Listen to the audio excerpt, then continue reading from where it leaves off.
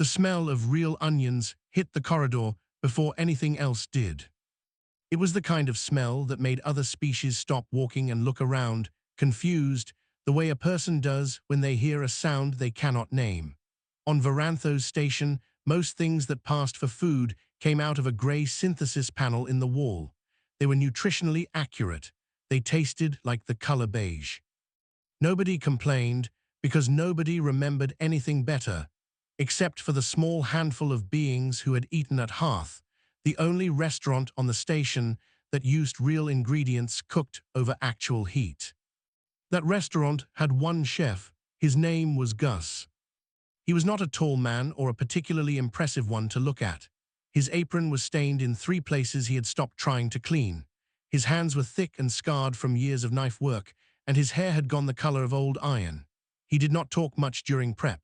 He just worked, dicing, tasting, adjusting, moving through his small kitchen, the way water moves through a familiar riverbed, without thinking about it. Wren was refilling the spice rack near the back door when she noticed the shape outside. She almost walked past it. The service entrance of Hearth opened onto a narrow maintenance corridor, and things sometimes got left there: crates, equipment, the occasional sleeping dock worker. But this shape was small, and it was standing very still, and when Wren looked closer, she saw that it had scales. The child was dragonkin.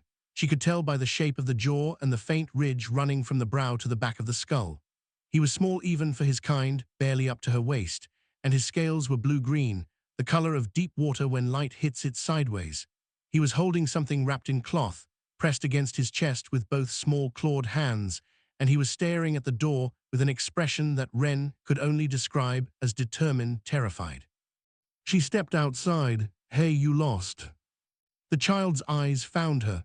They were large, gold at the center, and very serious. "Is this where the human cooks?" he said. His compact standard was careful and slightly formal, the way it sounds when someone has learned it from a text rather than from people. "Yeah," Wren said, "but we're not open yet. Come back around midday." She started to turn back. The child said, "Please." Just that one word, but something in the way he said it made her stop. She looked at him again, really looked. His scales, she noticed now, were slightly dull at the edges, the kind of dullness that comes from too many nights without sleep and too many hours of worry. The bundle in his arms, wrapped in a piece of worn cloth, was leaking smell. She could not identify it exactly, but it was green and sharp and faintly sweet, like something pulled from dark soil after rain. "Please," the child said again, "my mother is sick." Wren stood there for a moment, then she went inside and said, "Gus, there's a kid at the back door." Gus did not look up from the board where he was breaking down a root vegetable the color of rust. "Tell them we open at midday." "I did, he's still there." "Then tell him again." "Gus, he's little, and he's holding vegetables, and he said his mother is sick." The knife stopped.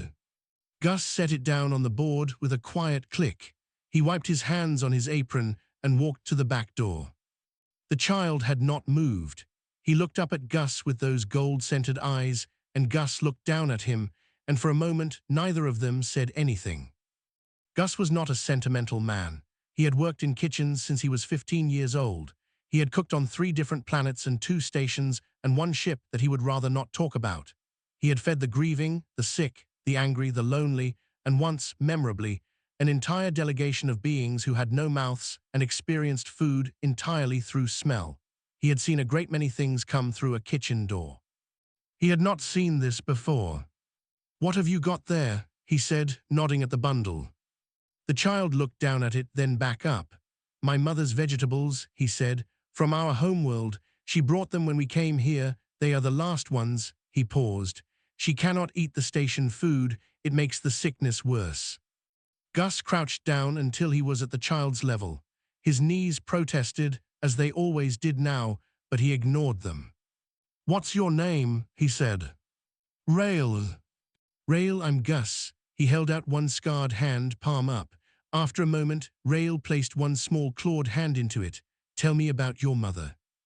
Rail told him. He spoke carefully, choosing each word, and Gus listened the way he always listened, completely, without interrupting. Around them, the station hummed its usual hum.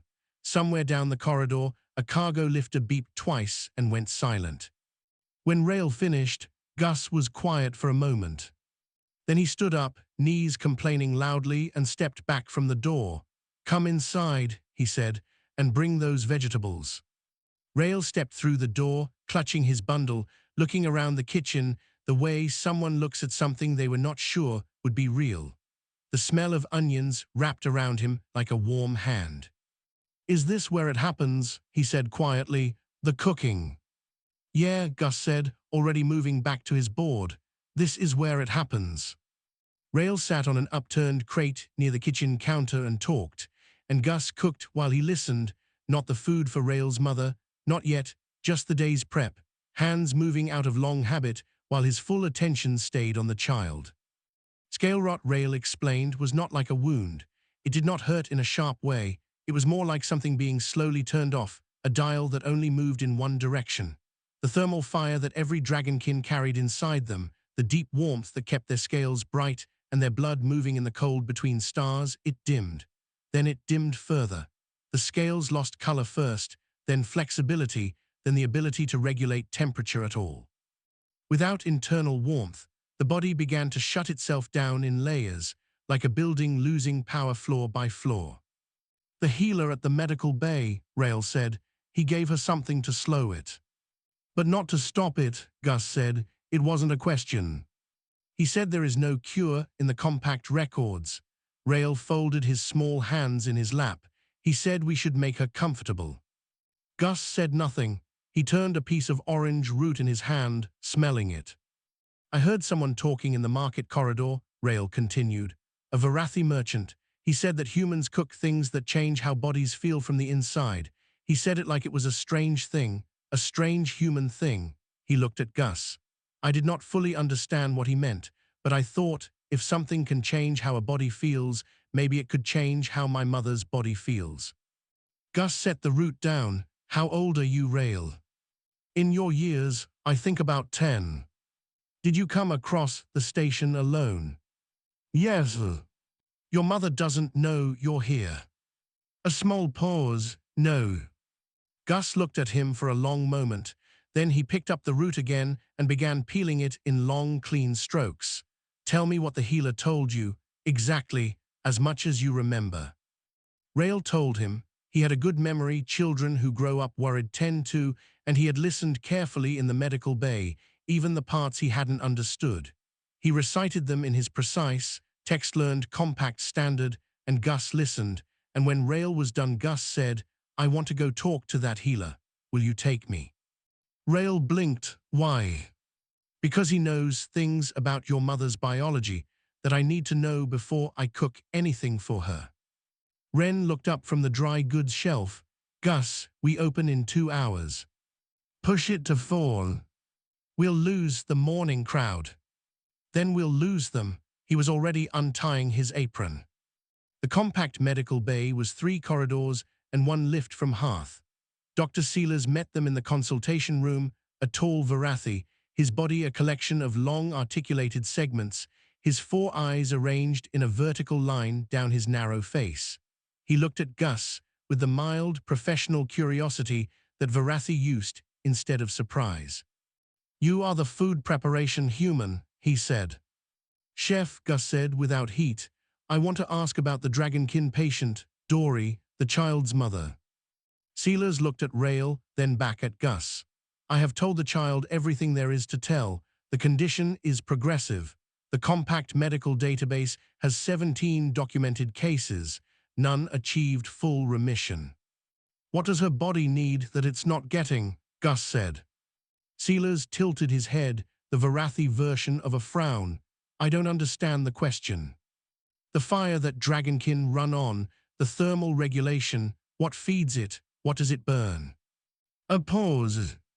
"Dragonkin metabolic function is dependent on a class of mineral-bound proteins found primarily in their homeworld's native flora.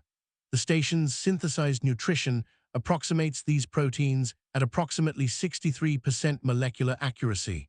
For most dragonkin, this is sufficient for a body already compromised by scale rot." "It's not enough," Gus said. Correct, the body cannot extract the necessary compounds from imperfect sources when its processing capacity is already reduced. Sealers looked at him with something shifting behind his 4 eyes. Why are you asking me this? Because the boy brought me his mother's homeworld vegetables. Gus nodded at the bundle Rail was still holding. I want to know what I'm working with. Sealers was quiet for a moment. Then he said, carefully, you are proposing to treat a progressive degenerative condition with food. I'm proposing to cook for a sick woman, Gus said. That's all. Another pause. Sealers looked at Rail again. The child was watching Gus with an expression that was difficult to look at directly, too much hope in it, fragile as a bubble held carefully in both hands. Sealers turned back and spent the next 20 minutes telling Gus everything he knew about dragonkin thermal biology. He used terms that should have meant nothing to a chef.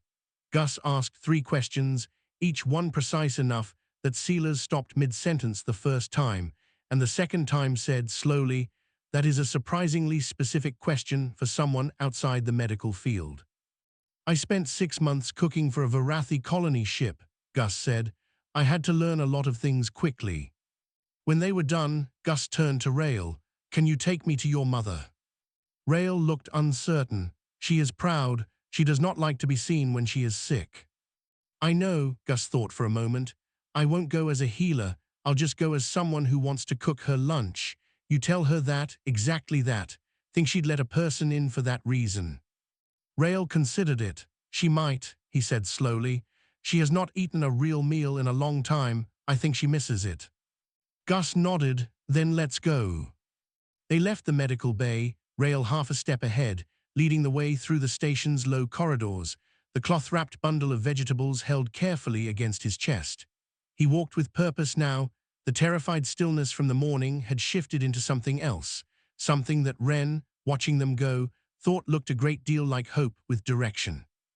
The Dragon Quarter of Varantho's station was warmer than the rest, or it had been once before Dory got sick.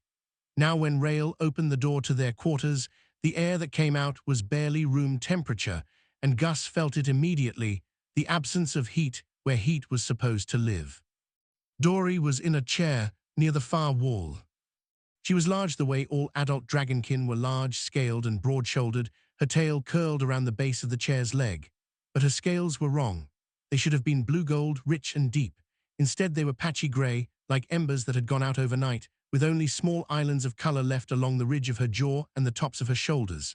Her eyes, when she opened them to look at who had entered, were still sharp, still gold, still proud. That hadn't gone yet. She looked at Gus, then at Rail. Her voice, when it came, was lower than it should have been, not weak, but banked, like a fire turned all the way down. She said something in Dragonkin. Rail answered, quickly, his tone careful and slightly apologetic. She replied. They went back and forth for a moment, while Gus stood near the door and waited. Then Rail turned to him. She says she is not a patient, and she does not need visitors. Tell her I'm not visiting, Gus said. Tell her I'm a chef, and I saw some interesting vegetables, and I want to cook in her kitchen. I'll leave her alone. I just want to use the space. Rail translated. Dory's eyes moved back to Gus. She studied him the way someone studies a thing they are trying to decide about. Gus stood there calmly under the look, the way he always stood, steady, unbothered, in no particular hurry. She said one short word. She says, Rail translated quietly, that she doesn't have a kitchen, only a heating unit. That's fine, Gus said. A heating unit is enough. She let him in. The heating unit was small, meant for warming prepackaged food rather than cooking. Gus looked at it for a moment, pulled a portable coil from the carry box he'd brought, set it on the side table, and began to work. He did not rush, and he did not perform. He just cooked the way he always cooked, which was to say, seriously and without fuss. He unwrapped Rail's bundle of vegetables first, laying them out and going through them one by one, smelling each one, pressing the flesh of the root bulbs with his thumb, rolling the leafy greens between his palms. He picked out the ones he would use and set the others aside carefully. He had brought his own additions in the carry box. A small bottle of oil pressed from a grain that grew in high mineral soil, a packet of dried compounds that sealers had confirmed were compatible with dragonkin digestion, and a clay pot that he'd had for 15 years. The clay pot went on the coil, the oil went in first, then the roots, cut into pieces that were bigger than you'd expect, because slow cooking shrinks things, and Gus knew this. Then a measure of water, then the dried compounds stirred in with his wooden spoon. The smell built slowly. Dory had closed her eyes again, but Gus noticed that her head, which had been angled toward the wall, turned slightly, almost without her knowing, toward the room.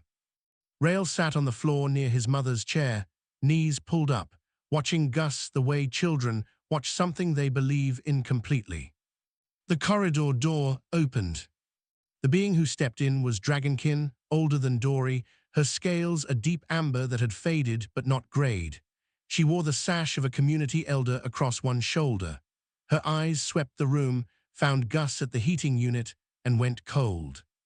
"What is this?" she said. Her compact standard was crisp and formal. "Cooking," Gus said, without looking up from the pot. The elder Tova, Rael whispered from the floor, folded her arms. "You are a human chef. You have no knowledge of dragonkin needs. This is not appropriate." "Could be," Gus said. He tasted the broth from his spoon, added something from a small glass jar, tasted again. "You're welcome to stay and watch." Tova looked at Rael. Rael looked at the floor. She looked at Dory. Dory, eyes still closed, said something very quietly in dragonkin. Whatever it was, it made Tova go still. She did not leave. She moved to the wall and stood there, arms folded, watching. The broth cooked for 40 minutes. Gus did not try to make conversation. He tended the pot, adjusted the heat twice, added a small handful of the citrus-smelling greens near the end, and let them wilt into the liquid without stirring. When it was done, he poured it into a wide, shallow bowl, wide and shallow, because he'd asked Rael how dragonkin preferred to eat, and Rael had shown him with his hands. He carried the bowl to Dory. She opened her eyes and looked at it. She looked at him. He stepped back without a word, giving her space, because dignity matters, and he had not forgotten that. She lifted the bowl. She drank. Once slowly, then again. The room was very quiet. Gus started cleaning up. Tova watched him from the wall, her expression unreadable. Rael had not moved, still sitting on the floor with his knees pulled up, his gold-scented eyes fixed on his mother's face. Dory lowered the bowl. She said something low to Rael. "She says," Rael translated, his voice very careful, "that it is warm." Gus nodded. He wrapped his spoon in cloth and placed it in the carry box. "I'll come back tomorrow," he said, "if that's all right." Rael looked at his mother. She said nothing, but she was holding the bowl still, both hands around it, and she had not set it down.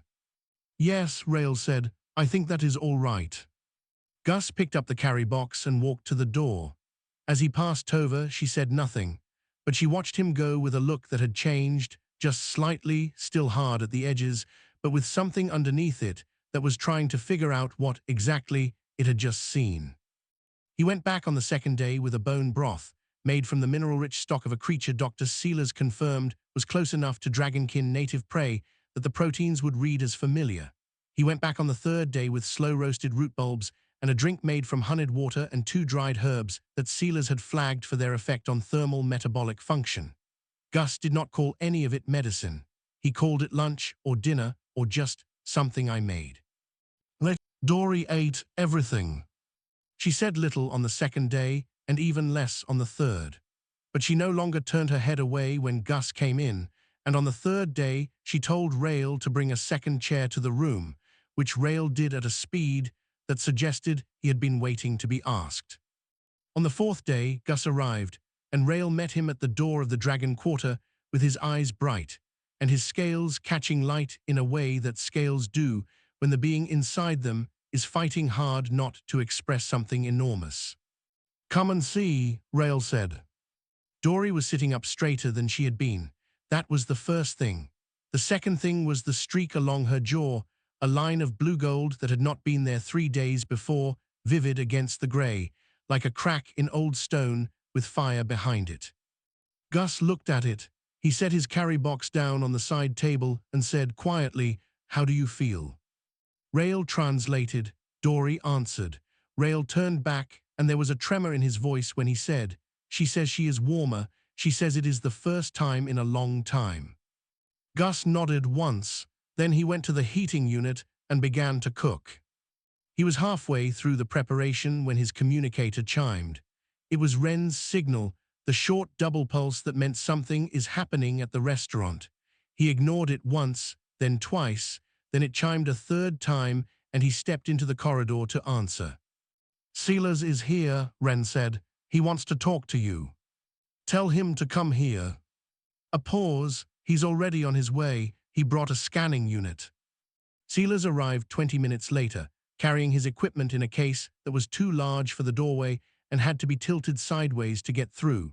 He examined Dory with the careful, systematic focus of someone who does not allow themselves to be visibly surprised and is currently struggling with that policy. He ran his scans twice. He stood very still after the second pass and looked at his display. "The thermal regulation centers are showing activity," he said. "Measurable, consistent activity where before there was significant decline." He looked at Gus. "What exactly are you putting in the food?" "Her homeworld vegetables, prepared to make the nutrients as available as possible," Gus said, "and a few things I added based on what you told me." Sealers was quiet for a moment. "You are a chef?" "Yes." "You have no medical training?" "None." "And yet," Sealers looked at his scan display again, a long pause, "you based these preparations on a 20-minute conversation about dragonkin thermal biochemistry." Gus shrugged. "I've spent 30 years figuring out what different bodies need to feel better. Your conversation gave me the vocabulary. I already knew the direction." Sealers set his scanner down. His four eyes moved slowly, top to bottom. "I would like to have your recipes," he said. "The compact medical board should." "I'll write them out," Gus said. "Give me paper." He wrote on the back of a food delivery form that Sealers found in the case. He wrote in the shorthand of someone who has been writing recipes for decades, which meant amounts were approximations and timing was described in sensory terms until the smell changes, when the color deepens to amber, when it starts to pull away from the edges. He handed the pages to Sealers, who looked at them with an expression that suggested he had been given a map written in a different kind of language than the one he used. Tova arrived before Sealers left. She had developed a habit of appearing. Gus had noticed she never knocked. She simply came in, stood near the wall, and watched. Today she watched Sealers review his scans and then look at Gus's recipe notes and then look at Gus. "You are certain," Tova said to Sealers, "that the thermal activity is caused by the food?" "I cannot be fully certain of causation at this point," Sealers said, "but the correlation is direct and the timing is consistent with the dietary changes. Yes, I believe it is the food." Tova turned to look at Gus. He was at the heating unit, stirring, not looking at either of them. "Why are you doing this?" she said. He did not answer immediately. He tasted the broth, adjusted, tasted again. Then he said, "Because a kid came to my door and asked me to." Tova was silent. "That is a very human reason," she said at last. "Probably," Gus agreed. She said nothing more, but she sat down. For the first time, she pulled the second chair toward her and sat in it, rather than standing at the wall. It was a small thing. It was not a small thing. Rael, sitting on the floor near his mother as always, noticed. He looked at Tova. He looked at Gus. Then he looked at his mother, and Dory was watching Gus's back as he cooked, and the streak of blue gold along her jaw caught the light from the heating coil, and in it Rael could see, just barely, the color of what she used to look like. He did not say anything. He just sat and watched and let himself, very quietly, feel something he had not felt in a long time. It started with a dragonkin named Bren, broad, quiet, scales the color of old copper, appeared at hearth one afternoon and stood in the doorway for a long time without coming in. Wren finally went to ask if he needed help. He said carefully that he had heard that the human chef knew how to prepare food from homeworld ingredients. He said he was not sick. He just wanted to know if Gus could tell him how to make the root broth in the way that was working for Dory. Gus sat with him for an hour, talked through the preparation, demonstrated the knife cuts on a spare board. Bren listened without writing anything down, the way people listen when they are not memorizing words, but memorizing movement and process. When he left, he paused at the door and said, "The elder Tova told me to come here." The next day, 2 more came, then 4. By the end of the week, Gus had quietly given out 6 variations of the same core preparation, each adjusted for different household ingredients and slightly different biology within the Dragonkin range. None of it was medicine. It was just cooking, explained carefully and adapted honestly. Tova showed up at hearth on the 7th day. She sat down across from Gus at the small work table he used for prep notes and said, without introduction, "Our elder healers wish to speak with you." "All right," Gus said. "They will not come here. You would need to come to the community hall." "All right," he said again. She looked at him. "You are not curious about why. You'll tell me when we get there, or you won't. Either way, I'll go." Tova studied him for a moment. "You are a strange person," she said. It did not sound like an insult. The meeting with the Dragonkin community healers was not difficult. They were experienced, knowledgeable beings who had already been doing their own research into native ingredient preparation, and what they needed from Gus was not his authority, but his method, the specific way he worked out which compounds survived which preparation techniques, and how he had calibrated amounts without laboratory equipment. He explained it the way he always explained things, plainly, with examples, without pride and without false modesty. He was a cook. He had spent a long time learning what he knew. Here it was. The meeting with the Compact Medical Board was different. Dr. Seelers had filed a preliminary report, and the board had requested Gus's presence for what they called an inquiry. The room where they met was white and formal. The board had 7 members, each from a different species. Gus came in his apron because he had been in the middle of prep and had not thought to change. They asked him questions for an hour. They were thorough and careful and not unkind. They wanted to understand exactly what he had done and why he had done it, and what he had known beforehand and how he had decided what to add.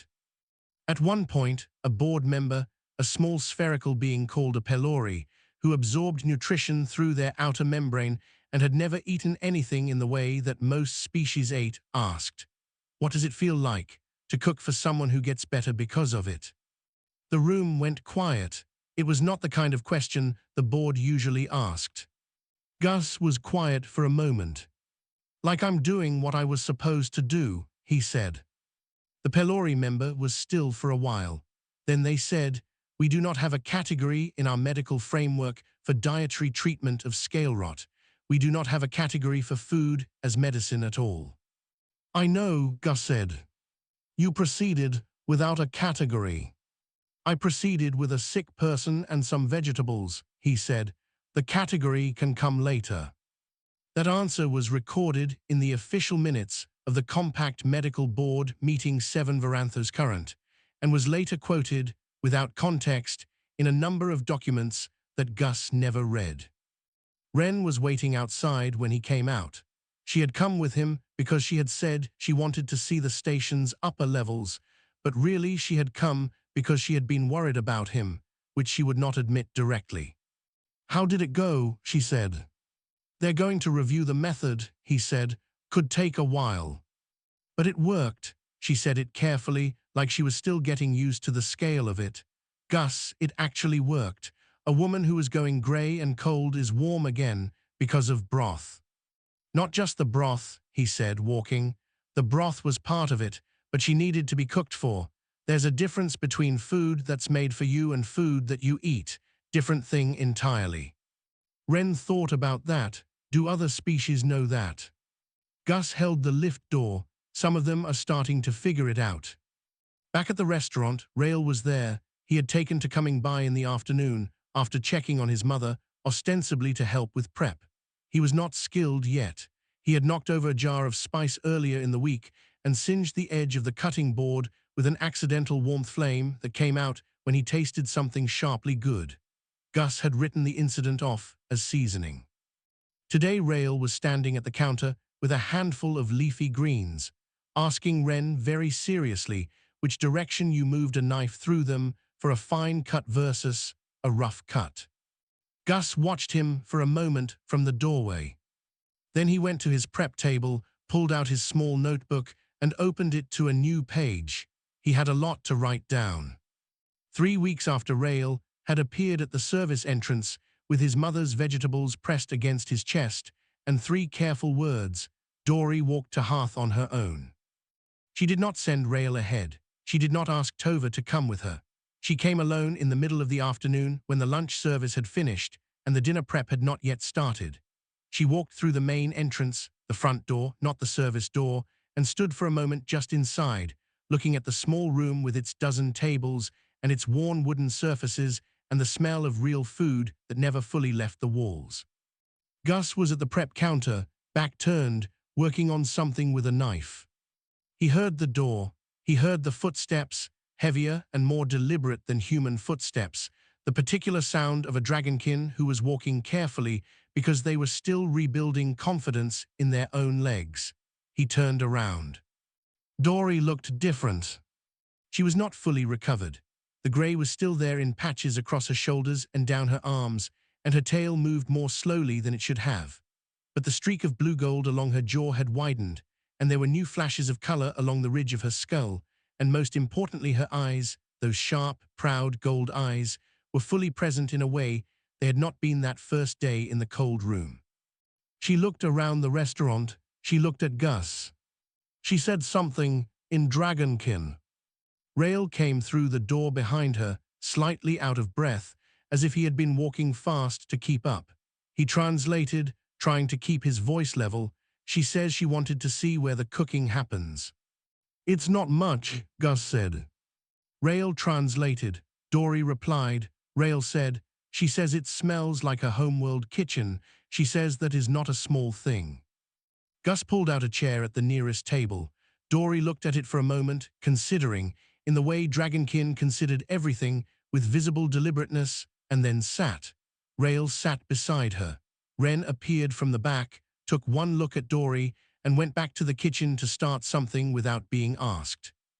Tova came in 10 minutes later.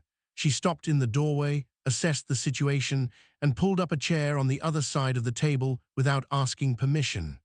Rael looked at her and then looked quickly away so she would not see him smiling. Gus cooked. He kept it simple, the broth that had started everything, alongside a slow-cooked preparation of the last of Dory's homeworld root vegetables, finished with the citrus greens that had wilted so well the first time. He added something new, a small seared piece of mineral-rich protein that he had been developing over the past week based on a combination of the Dragonkin healer's knowledge and Silas's biochemical notes. He did not know if it would work perfectly yet. He made it anyway. He brought the food out himself and set it in front of Dory. She looked at it for a long moment. Then, with a formality that Rael had to explain quietly to Wren, it was a Dragonkin gesture of acknowledgement given to someone who had performed a significant act in your name, rare and not done lightly. Dory placed one hand flat on the table, scales down, and held it there. She is giving you the debt of scale, Rael said quietly. It means she owes you something real, and she will not forget. Tell her she doesn't owe me anything, Gus said. Rael started to translate. Dory stopped him. She said something directly to Gus, looking at him. Rael was quiet for a beat. Then, she says that is a very human thing to say. She says she will do it anyway. Gus thought about arguing. He looked at Dory's face, proud, warm, stubborn in the exact way a person is stubborn when they have been sick for a long time and have just gotten some piece of themselves back and are not going to be casual about it. He let it go. Then if she wants to pay the debt, he said, she can bring me ingredients. Whenever she travels, whatever she can spare from her homeworld stock, that's all I want. Rael translated. Dory stared at him. Then she made a sound, low and resonant, coming from somewhere in her chest, a sound Gus had not heard before. It rose and fell like something warm.